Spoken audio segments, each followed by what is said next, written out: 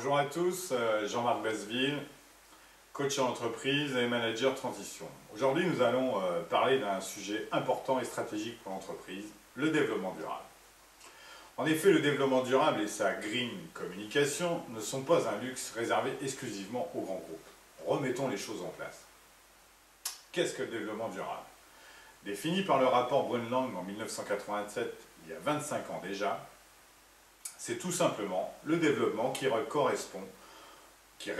aux besoins du présent sans compromettre la capacité des générations futures à répondre aux leurs. Simple, non.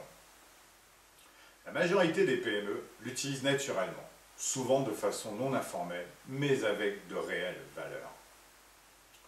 La RSE, responsabilité sociétale des entreprises, est un véritable atout concurrentiel.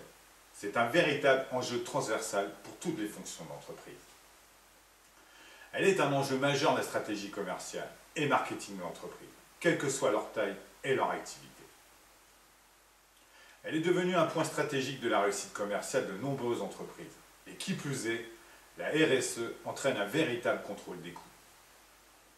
Un véritable enjeu, elle permet une politique concurrentielle percutante, une optimisation de la gestion des ressources humaines et un outil moteur au sein des équipes, entraînant naturellement le renforcement de la culture d'entreprise. Mais aussi une valorisation de l'image de l'entreprise.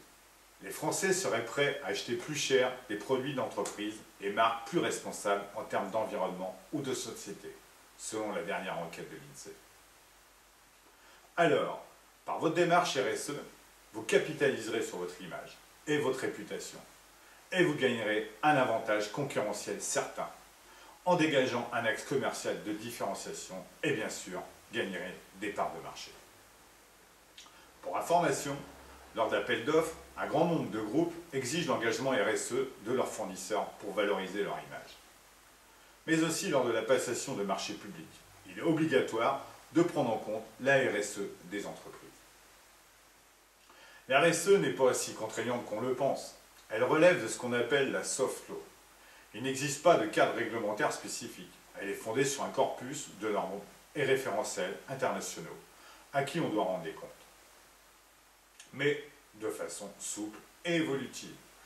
Ces référentiels sont l'ISO 26000, le GRI, Global Reporting Initiative, géré par l'ONU, et le Global Compact, géré aussi par l'ONU.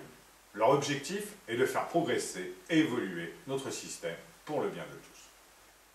Alors, avec de la motivation, de la cohérence stratégique et une bonne évaluation des enjeux, ainsi que de la méthodologie, et comme le permet la norme, en l'adaptant à la taille de votre entreprise, mais aussi à vos contraintes, en avançant par étapes, nous pouvons vous aider à valoriser votre démarche RSE.